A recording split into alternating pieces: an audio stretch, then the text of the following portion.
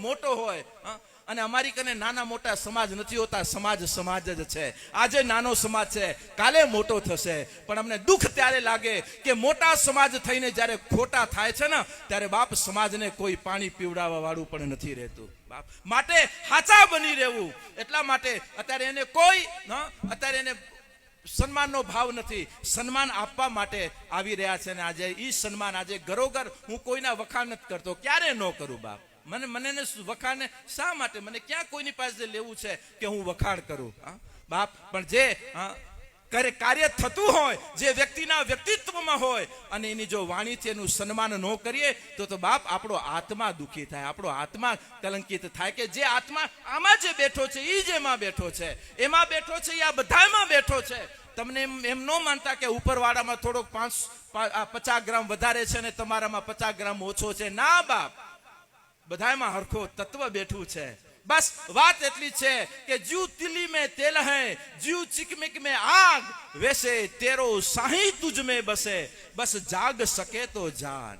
બસ વાત એટલી છે કે જેમ તલની અંદર તેલ છે, ચકમકમાં આગ છે, મહેંદીના પત્તામાં જેમ રંગ છે, એમ આપણા હૃદયમાં પરમાત્મા છુપાયેલો છે. ને એ પરમાત્માને પ્રગટ કરવા માટેના આધાર આ બધા આપણા આધાર છે ને. એ આધારના આધાર એટલે આપણી આ વ્યવસ્થાઓ, એ રાજ વ્યવસ્થાઓ હોય, ધર્મ વ્યવસ્થાઓ હોય, સમાજ વ્યવસ્થાઓ હોય અને પરિવાર વ્યવસ્થાઓ હોય. આ ચારે વ્યવસ્થાઓથી આપણે સજ્જ છીએ. અને એ વ્યવસ્થાઓ આજે મારા કચ્છ, મારા અબડાસામાં આજે જ્યારે કાર્યરત છે, આજે એના માટે હું એનું સન્માન કરું છું. આજે એ સત્તાનું, આજે એ એક વ્યવસ્થાનું, અને વ્યવસ્થાનો આધાર આજે પ્રદ્યુમનસિંહની પણ અહીં હાજરી રહી. અને આજે અમારા તાલુકા પંચાયત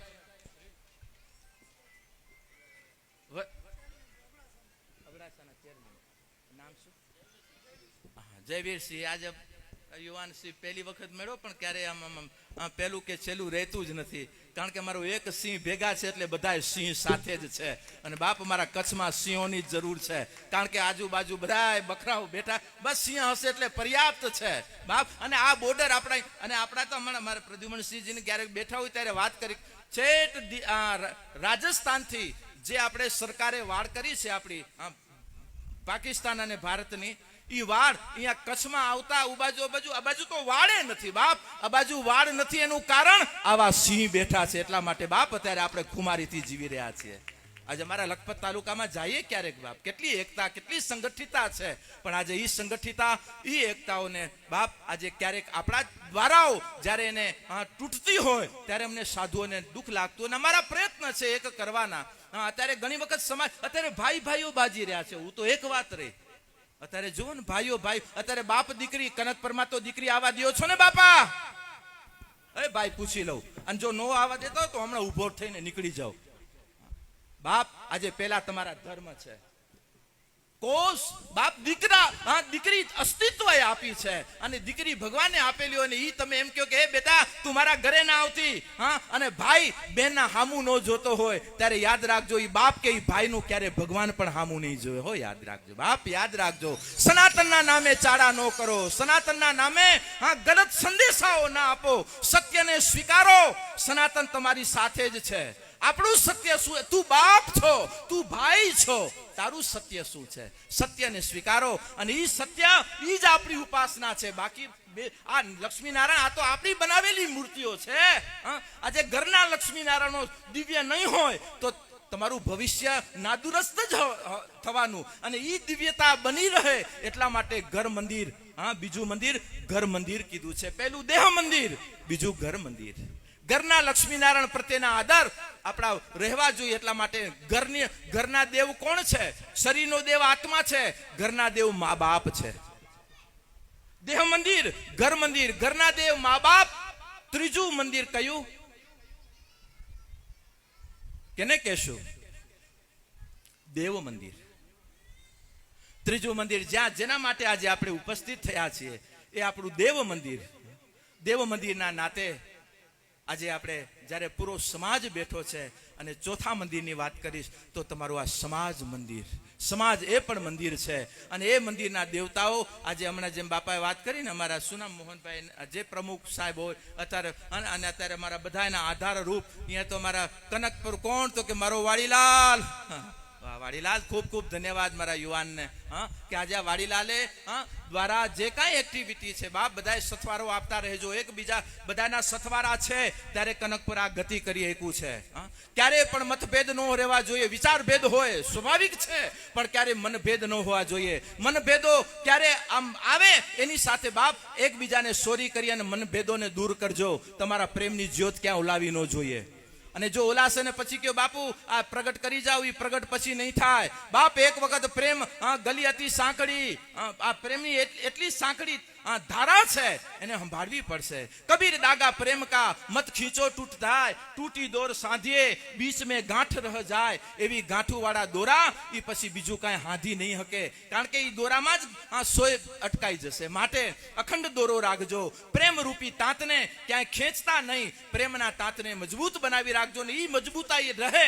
એટલા માટે આજે બાપા ઉત્સવના રૂપમાં આજે જેમ દોરાને પાકો કરવા માટે કેમ પાણી પાય ને રસ પાય ને ઉ પાય ને, એમ અમારે તમારા એકતાના દોરાને પાકો કરવા માટે આ બધા પાણી પાવા આવ્યા છીએ. હા, પાણી ખાલી લગાવવા નહીં, પાવા આવ્યા છીએ, કે જેથી કરી મારા પ્રેમની જ્યોત અને દિવલ રૂપી આજે અમારી આજે આશીર્વચન રૂપી આજે જ્યોતમાં દિવલ પૂરવા આવ્યા છીએ, કે જેથી કરીને ઓલાય નહીં અને કોઈ ઓલાવા આવે એને ઓલાવા દેતા નહીં. નહીતર તો હમણાં તો ઘણા પંખા લઈને જ ભેગા ફરે. ક્યાં એકતાની જ્યોત છે? ઓલાવો ખબરદાર બાપ. અને હું ગામ ગામે કહું, આજે મારું કનક પર કેટલા વર્ષો પછી આજે અમારા આ નિષ્કલંકી નારાયણના ઉપાસકને અને લક્ષ્મીનારાયણના ઉપાસકોને બાપ ભેગા બેહાર્યા છે. તમે ઘણા સમય પછી ભેગા. આ એકતા કનક પરે આજે જયારે સાધી છે, આજે બધાના હૃદયમાં તો ભાવ છે જ, પણ હવે અમુક ને કુભાવ હોય. હવે અમુક કે અમે તો માનીએ જ નહીં. હા, હવે તું હવે તને કોઈ કાલ નહીં માને બાપ. સત્યને માનો. સત્ય શું છે? ભગવાને તમને બુદ્ધિ દીધી છે, ભગવાને તમને ધન દીધું છે. સમાજના વિકાસ માટે વાપરો, સમાજના વિનાશ માટે નહીં. અને સમાજના વિનાશ માટે દીધેલું થોડુંક પણ મદદ, એ આર્થિક હોય, મનની હોય, વિચારોની હોય કે તનની હોય, એ બધી બાપ તમારા વિનાશ કરશે. વિકાસની માટે, સમાજના વિકાસ માટે કાર્યશીલ રહેજો. સમાજના વિકાસ માટે કોઈ બહારના, આજે ઘણી વખત હું ગામડામાં જોઉં છું ને સમાજમાં અનુભવું છું, બારવાળા આવીને તમને તોડી જાય છે. બાપ નહીં, બારવાળાને કદાચ એને આપણને ખબર નથી, એને સ્થાનિક સમય શું છે, સ્થાનિક વાત જેને કહેવાય જગત શું છે, એ બારવાળા આવ્યા એને મુબારક વંદન કરીએ. પણ એ ન સમજતા હોય તો હું બારવાળાને કહું કે બાપ સાચું જાણ્યા વગર ક્યારે પણ ધન કે પદના પાવરથી ક્યારે કોઈનો કોઈ પ્રત્યે દુર્ભાવ ન રાખતા. આટલી એક સાધુ હૃદય કહું છું બાપ. કોઈની પાસે મતભેદ ન રાખતા બારવાળા. કારણ કે બારવાળા હવે એક તો પાવર ધનનો હોય અને વાહે પછી તમારો દુરુપયોગ થાય તો થાય છે શું? સમાજોમાં એટલી તિરાડો આજે દુઃખ ભોગવી રહ્યા છીએ, એટલા માટે કહી રહ્યો છું. અને મારા કનકપરમાં ક્યારે તિરાડ છે નહીં, આવશે નહીં, અને મારી કનકપરમાં નહીં આવે એનું કારણ કે અહીંયા કનકપરમાં મારી માતૃશક્તિ જાગૃત છે બાપ. ચોટલો તમારો અકબદ્ધ છે.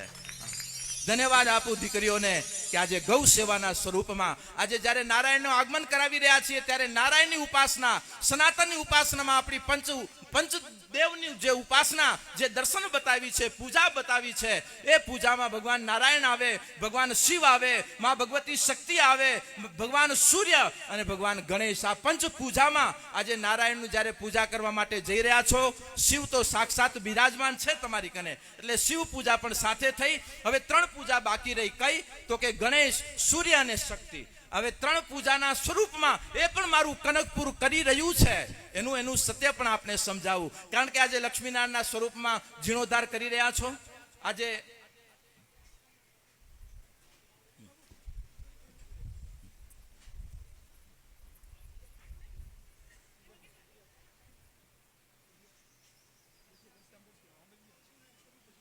લક્ષ્મીનારાયણના સ્વરૂપમાં અત્યારે જ્યારે આપણે પૂજા કરવા માટે જઈ રહ્યા છીએ ત્યારે ભગવાન શિવની પૂજા પણ મારા કનકેશ્વરે કરી. મને એમ કે આ મહાદેવનું નાનું એવું મંદિર બનાવશો, પણ બાપ આજે ભવ્ય મંદિર બનાવી અને મહાદેવની પૂજા ત્યારે જ તમે કરી શકો છો જ્યારે નારાયણની પૂજામાં તમે એકદમ ભગવાન નારાયણને તમારી પૂજા સ્વીકાર હોય ટૂંકમાં. અને સ્વીકાર હતી ત્યારે હરિ અને હર એક સિક્કાની 2 બાજુ છે બાપ. નારાયણનો ઈષ્ટ, રામના દેવ ઈષ્ટ કોણ છે?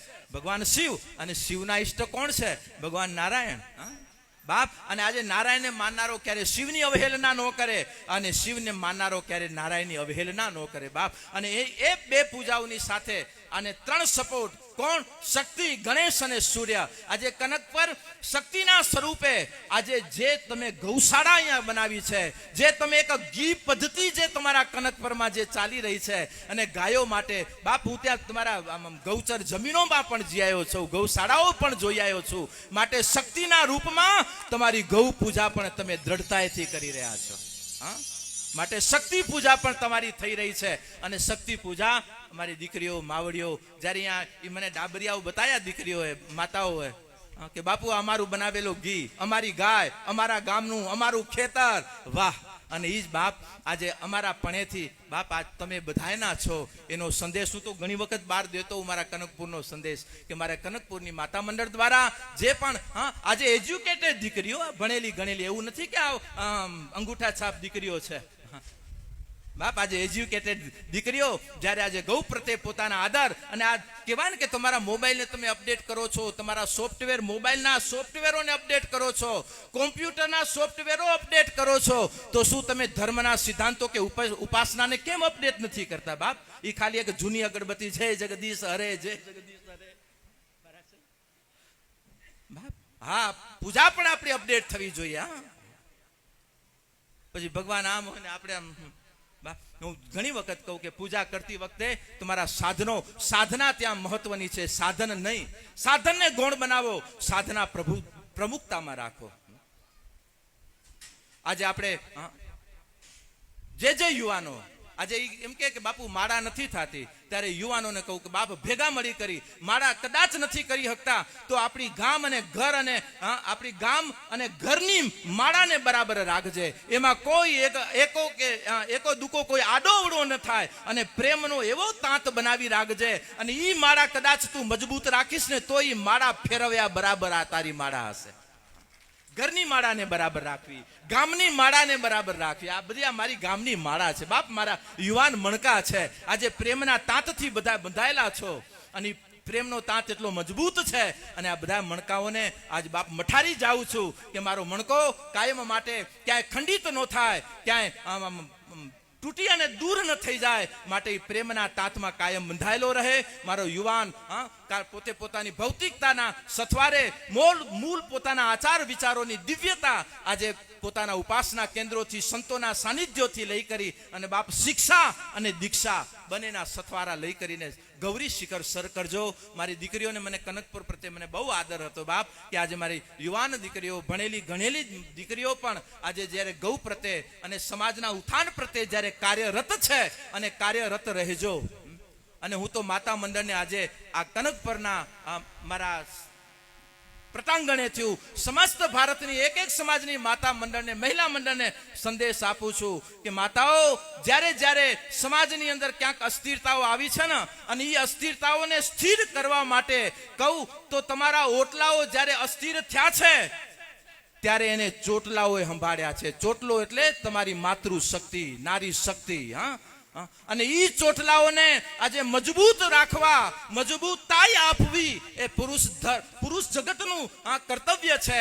પણ આજે ઈ જ ચોટલા સ્વરૂપી શક્તિને ઈ દીકરી હોય, પત્ની રૂપ હોય, માતા સ્વરૂપ હોય, અને ઈ ભગવતીઓને આજે સાધુ હૃદય કહું કે આજે ઓટલાઓને કાયમ માટે સુરક્ષિત બનાવી રાખવા એ ચોટલાઓની જવાબદારી છે. માટે આજે ઘણી વખત ચોટલો વિખાય એનો કોઈની તાકાત નથી કે ઓટલાને હાચવી શકે. જેના ચોટલા વિખાણા એટલે જ્યારે બાઈ ભાઈ ત્યારે એ રૂપ ચંડી રૂપમાં આવે, સમજાવો બાપુ જરાક આવજો સમજાવવા, એને અમે પગે લાગીએ. હા બાપ, ક્યારે પણ જ્યારે ચોટલો વિખાણો, જ્યારે શક્તિ વિકૃતિ બની ત્યારે કોઈની તાકાત નથી એને હાચવી શકે. પણ શક્તિ છે. આજે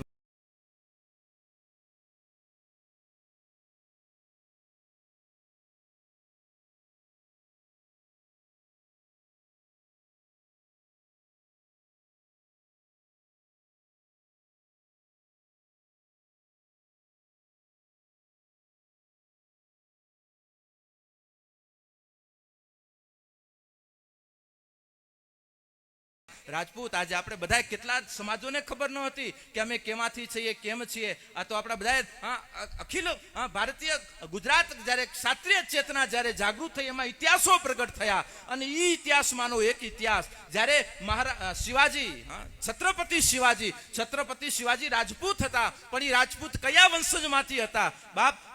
છત્રપતિ શિવાજી કુર્મીય ક્ષત્રિય હતા બાપ. કુર્મી એટલે પટેલ કુળમાંથી બાપ. અત્યારે જે તમે કણબી કહેવાયો છો બાપ, આજે તમે બધા રાજવંશમાંથી જ છો, રાજપૂતમાંથી જ છો. પણ તમારું કર્મ આજે ખેતી બન્યું અને ત્યારે બીજા ભાઈનું કર્મ વ્યવસ્થા બની, એટલા માટે એ રાજ સંભાળે. અને અત્યારે આપણે બાપ ધરા સંભાળીએ છીએ ને એ ધરાનો દીકરો. એટલા માટે આજે કુર્મી કણમી કહેવાનો કે જે એક કણને અનેક કણો કરી અને દેવા વાળો. અને આજે એક ક્ષત્રિય સિંહ બતાવ્યો કે જે આજે સમાજને પૂર્ણ પોતે પોતાની શૌર્યતાના સથવારે સુરક્ષા દેવા વાળી ચેતના.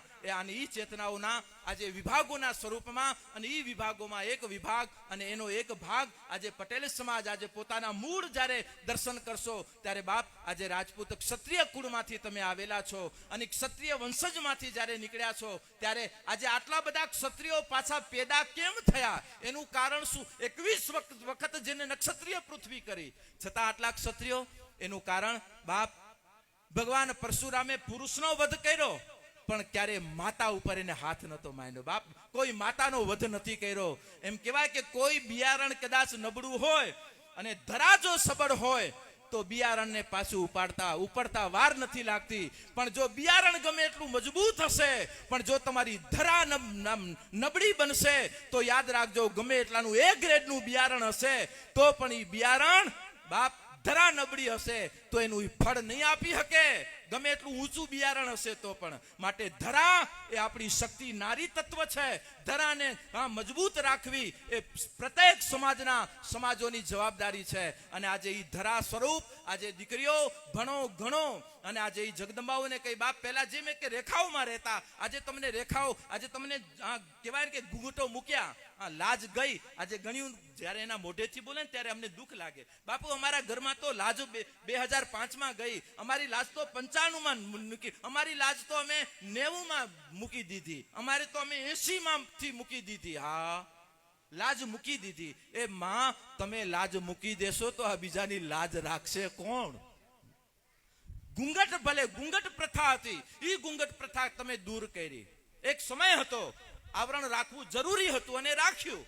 અને ઈ આવરણ સમય આવ્યું અને ઈ આવરણને તમે દૂર કર્યું, સ્વાગત કર્યું સમાજે. પણ ઈ લાજ ઘૂંઘટને દૂર કર્યો છે. પણ એનાથી તમે એમ ન માનતા કે અમે લાજને દૂર કરી છે. લાજ રાખવા વાળી તો ઘરની નારી, દીકરી, પત્ની કે માં, એ લાજ રાખવા વાળી તો ભગવતીઓ જ છે, દીકરીઓ જ છે.